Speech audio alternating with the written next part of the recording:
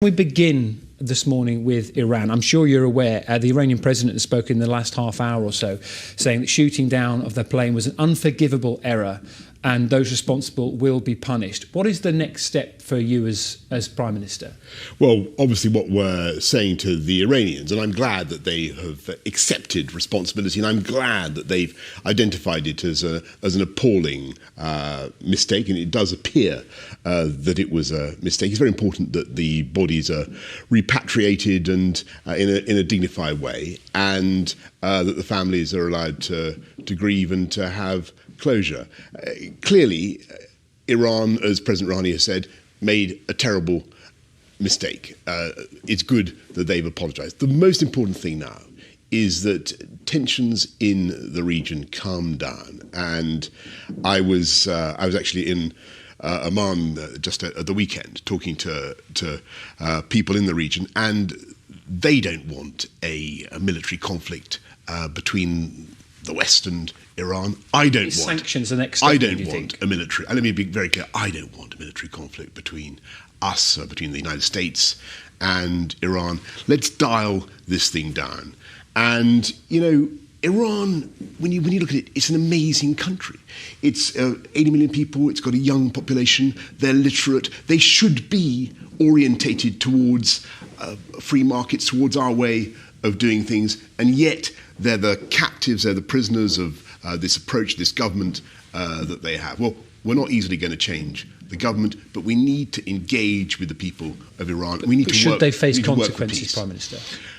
Well, I think that there is a very, very, they've clearly guilty of an appalling error. I don't think that we are currently envisaging any further escalation of the tensions. You talked about dialing down. The thing that dialed this up in the first place was the killing of General Soleimani 10 days ago. Where were you when you first heard about that? I was not in this country, but I worked very hard, as you can imagine, to ensure that there was a European response.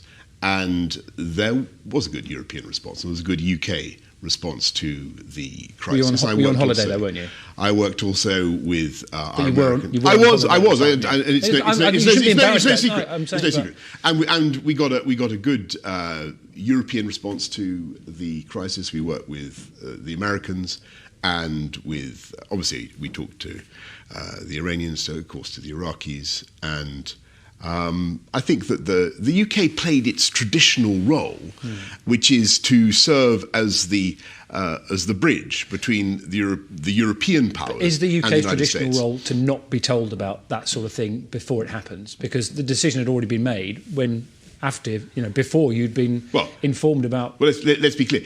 This was not our operation. There was no reason for us to be but involved. Would you expect to be let in on that? There were no UK assets involved, and it was perfectly right that it went ahead as it does.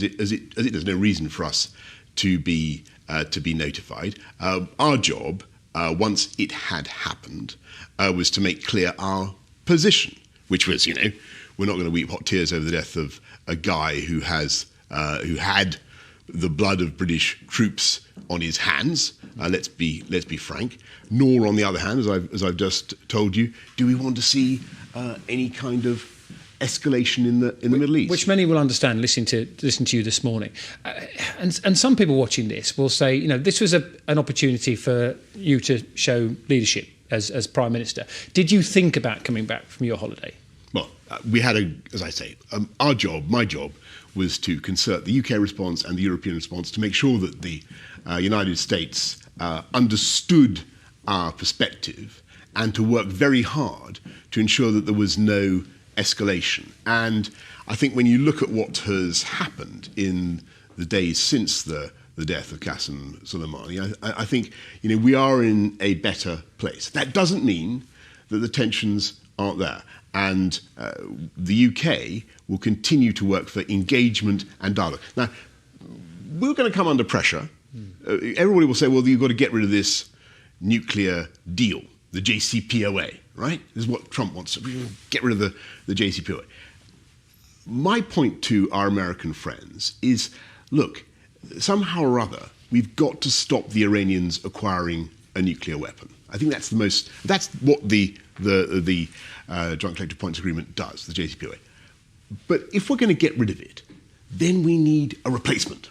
Now, the problem with the JCPOA is basically, and this is the crucial thing, this is why there's this tension. The problem with the agreement is that from the American perspective, it's a flawed agreement, it expires, plus it was negotiated by President Obama, and it has, from their point of view, it has many, many faults. Well, if we're going to get rid of it, let's replace it. And let's replace it with the Trump deal. Okay. That's what we need to see. And I think that would be a great way forward. President Trump is a great deal maker, by his own account, and many others.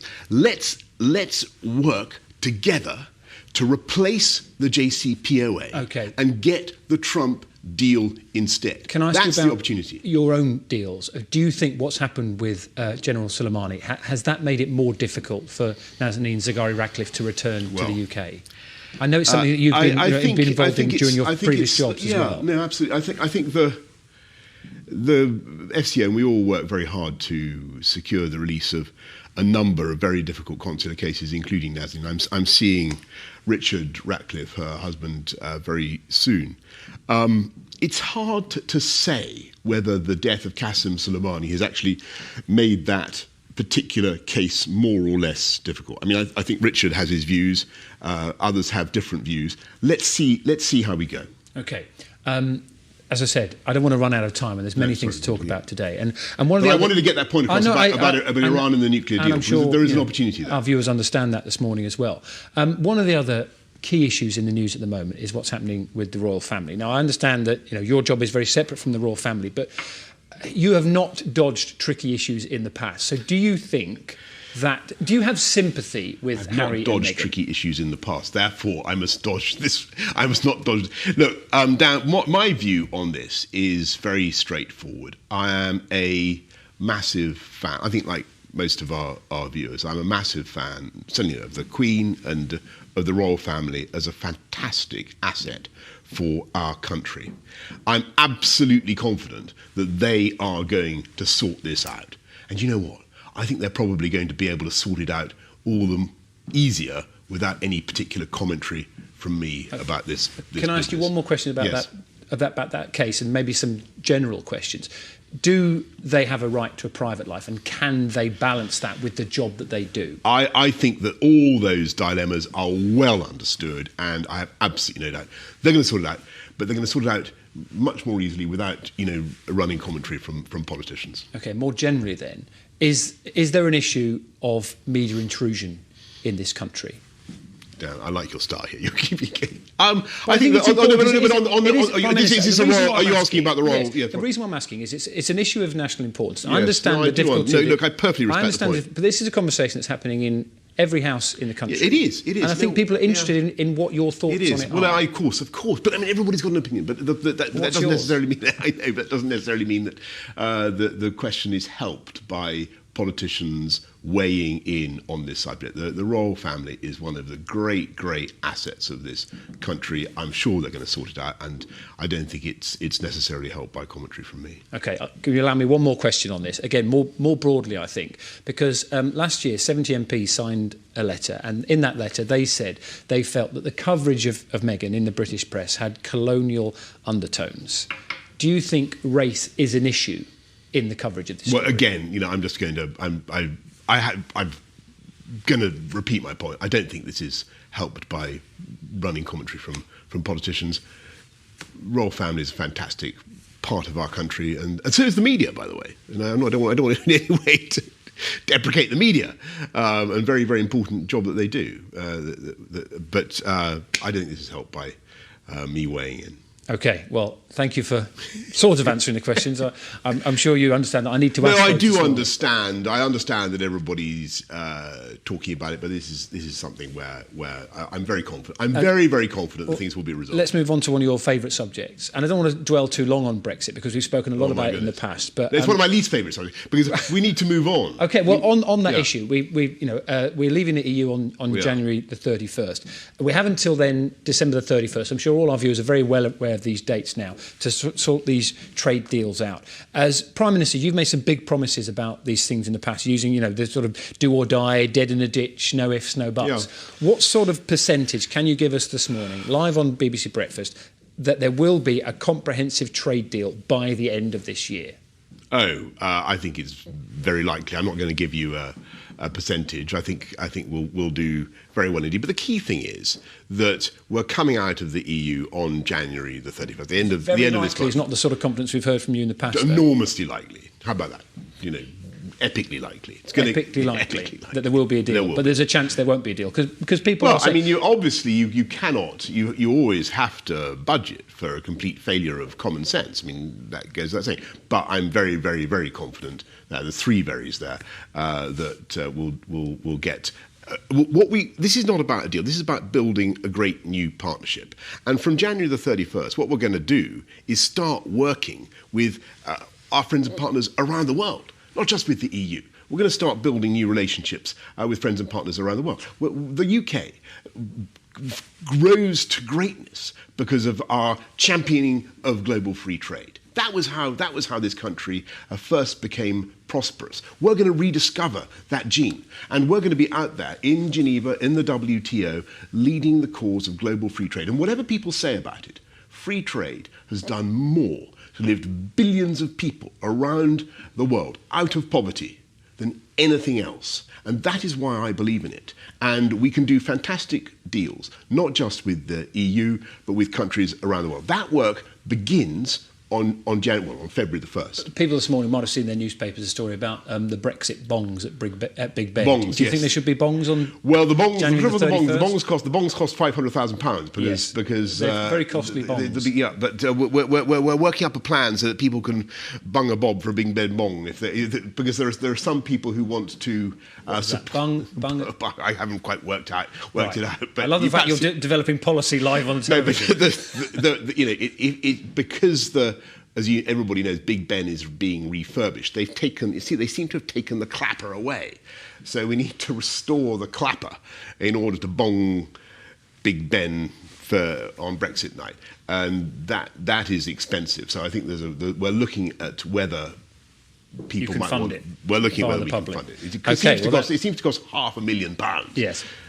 I want to ask you as well about there's some stories in the papers at the weekend about. But I think that's just quickly on. But I really don't want to run out of time. No, sorry, go on. About you planning to sort of stop some of the stunts we've seen in the past, talking about you being a submarine lurking. No, what is all this? Well, I was going to ask you about it. Talking about being a submarine lurking beneath the surface. Are we going to see a different Boris Johnson in 2020 to the one that we've seen before? Well, I mean, I hope to lose some weight, but in terms of the submarine, the submarine, is crashing through the ice flows. The conning tower is emerging through the ice flows right now. Here I am talking to you, and I think I gave 2 press conferences yesterday. I want to be as available as I possibly can, but I do believe in cabinet government. Okay. I do believe in the strength of our cabinet. They're a fantastically able bunch of people. I want them to be leading. So, for instance, Secretary of State for Northern Ireland did a very good job in helping to get the Stormont up and running yesterday. I want people who are excited about their work, who want to deliver for the people of this country to get on and deliver. And I will be there to help. Prime Minister, we've got about 10 minutes left. There's lots I want to get through. Can we talk about some of those promises that our viewers will have heard you made during the election campaign? Yes. If you can answer as briefly as possible, because I don't want to get to the end of this interview and then people thinking, why don't we talk about this? Because let's try and make it as quick as we can. You said the NHS is your number one priority, and you've got an awful lot to do. Been a record-breaking winter. I'm sure you're aware of this. Record number of patients forced to wait in ambulances because there's no room in A&E. Record waiting times in A&E. Last month, almost 400,000 patients waited more than 4 hours to be treated. When will people watching you this morning, when will they see a difference to those services that aren't working? Well, Dan, this is our number one priority, and that's why we're so focused on delivery. And we are putting a huge amount of... This is a new government with a different approach, right?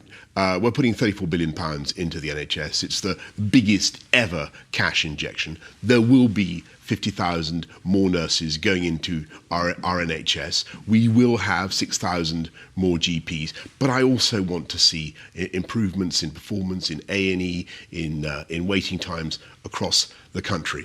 And we are going to be working on this absolutely flat out. And just the other day, we already announced that we were going to be taking away hospital parking charges for patients, which is one of those things. I think that's what people want to see. All these things take time. Training takes time. Building hospitals takes time. A change that they can see in the coming weeks. We did it just in the last few days. We've announced the end of hospital park. I mean, it's not for absolutely everybody. I mean, you can't just go and park in your hospital car park. It's for patients and staff and carers. But we will go on and build, as I say, 40 new hospitals, 20 upgrades. We're going to do these things. Now, this is a massive project that requires a revolution in the way we approach not just medical care, but social care as well. And that is a huge priority. Social care is something I want to talk to you about. Because when you took over... We're going to have to deal with that. Well, when you took over this party, you actually said you're going to have to deal with it. You said there was a plan. You stood outside the building here and you said there was a plan. Where is that plan? Well, we're bringing forward a proposal, and You said there was a plan. There doesn't seem to be a plan. If you'll just give us some time. This has been shirked by governments for about 30 years. So we're now, because we have the majority that we need, we're going to get on and deal with this so that people get the care they need in their old age, but don't have to sell their home to pay for their care. And what about a date, Prime Minister? Well, we'll certainly do it in this Parliament. But that's potentially 5 years away. Last year, you said... Sorry, we'll bring forward the plan. I know, but last year you said there was a plan and we would do it. And now you're saying it in the term of this Parliament. And that's not the sort of urgency that you intimated when you took over. I understand. We will be bringing forward a plan this year, but we will get it done within this Parliament. It's a big, big thing. I mean, this is a potentially massive change in the way we fund social care. And we've got to get it right. We've got to think very carefully about how we do it, because there are lots of quite important moral and social issues contained in it. Should taxpayers be paying for people who might be able to afford things? What is the relationship between families that you want to encourage? Should families be looking after their elderly relatives? To what extent? All these are very complex questions. But the key thing is that everybody must have dignity and security in their old age. Nobody should sell their home to pay for the cost of their care. And we will do that. Okay. Now, but that's just one thing. Okay, there's then a massive revolution that we want to introduce in infrastructure. That's what I want to get into, because on the morning after election, you were talking about working around the clock to repay voters, particularly in the north, who you said had lent you their vote. So let's have a promise to those viewers who are watching in the north this morning. What will change this year to back up those promises that you've made? What we will do, I've already mentioned what we're doing on the health service, and believe me, I've been around many hospitals, not just in the north of the country, but across the whole country, where there will be dramatic change in NHS investment as a result of what we are doing. We're putting 20,000 more police on the streets. I want to see crime come down. I want to see the county lines drugs gangs wound up, rolled up. They are reducing the quality of life for people across our country. They're killing young kids. I want to see that thing totally wound up. What I want to see is London has been doing fantastically well for quite a long time. And many of our great metropolitan centres are now starting to show dynamism. But there are too many towns, too many parts of our country where people growing up don't feel they have opportunities. They have talent, but they don't have opportunity. So what we want to do is, through fantastic infrastructure, better roads, better rail, better broadband, but also through better education, to give people the chances to exploit their talents. And that is the mission. And we will work flat out between now and the end of this Parliament to do that. Just in the last few days, we've done just a couple more things that we've done. We gave the police much more use of tasers to help to deal with street crime, to give them security to deal with street crime. and we're lifting the living wage by the biggest ever amount, up to £8.72 per hour, and it will go up to £10.50. Can I return to transport and infrastructure? Because one of the big stories around at the moment is Flybe. Yes. And talking about regional connectivity, are you going to save Flybe? Well, it's not for government to step in and save companies that simply run into trouble, but be in no doubt that we see the importance of Flybe in delivering connectivity across the whole United Kingdom. It's very important, for instance, where I was yesterday in Northern Ireland. So what are you going to do to help? And well, we're working very hard. I mean, I can't go into the commercially confidential discussions. But you are prepared to do something. We're working very hard to do what we can, but obviously people will understand that there are limits commercially to what a government can do to rescue any particular firm. But what we will do is ensure that we have the regional connectivity that this country needs. And that is part of our agenda of uniting and levelling up. We don't have good enough infrastructure in many parts of our country. People don't feel that they have a chance to get to the opportunity areas, to the high skill, high paid jobs. And that is one of the things that I hope by the end of this Parliament we'll have tackled. I've got some important questions I want to ask you, but I don't want to run out of time. So can I ask you for sort of almost quick fire answers, even though they're serious issues? We followed the story of Harry Dunn on Breakfast and his family's fight for justice. The extradition request for Anne Sakoulas, who's accused of killing him, as you well know, has been made to the US. Is she going to face justice? I think it's right that we've made the appeal for extradition. I have to be absolutely clear with you, Dan. I think the chances of America actually responding by sending Anne Sakoulas to this country are very low. That's not what they do. But we will continue to make every effort that we can. This next story is also connected to United States. The issue of Huawei. US sources have been quoted in numerous papers giving access to Huawei in this country to the 5G network. They say would be nothing short of madness. What do you say in response to that? Well, I say to all those who the British public deserve to have access to the best possible technology. I've talked about infrastructure and technology. We want to put in a gigabit broadband for everybody. Now, if people oppose one brand or another, then they have to tell us what's the alternative, right? On the other hand, let's be clear. I don't want, as the UK Prime Minister, to put in any infrastructure that is going to prejudice our national security or our ability to cooperate with Five Eyes intelligence partners. Before the election, I asked you about the Russia report. I want to ask you about it now as well, because you promised it wouldn't be pushed into the long grass. So when will we see it? This is about, for those who don't know, this is about Russian interference in UK politics. Well, it will be published in due course. I don't know exactly when it's going to be published, but there is absolutely no reason why it should not be published. Weeks, months? Weeks. I don't know how many, but I mean, there's nothing to. I happen to have read it, and I think that after all that clamour in the election campaign, I think people are going to be disappointed. But anyway, it'll appear. Okay, one final question. You said you wanted to lose weight in 2020. Yeah, I did. I don't know why I said that. It's absolutely true, but I did, yeah. Are you, during the campaign to become Conservative leader, we were told that you went vegan. Are you doing veganuary?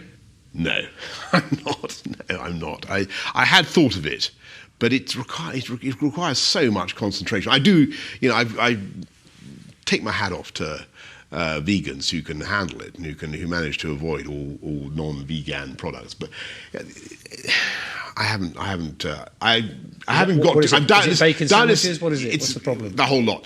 Doubtless somebody will send me I mean, you can't eat cheese, can you?